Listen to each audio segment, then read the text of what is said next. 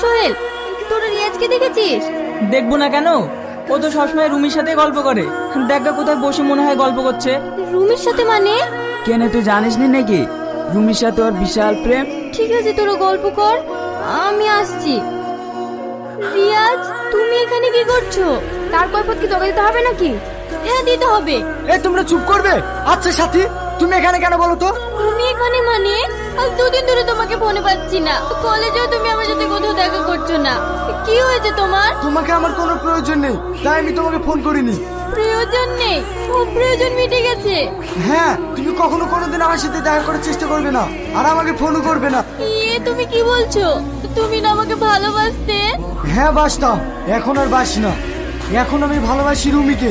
তুমি একটা কথা মনে রেখো, এত বড় অন্যায় আল্লাহ তোমাকে কোনোদিনও ক্ষমা করবে না। সাথী, তুমি এখান থেকে যাবে? হ্যাঁ, যাবো।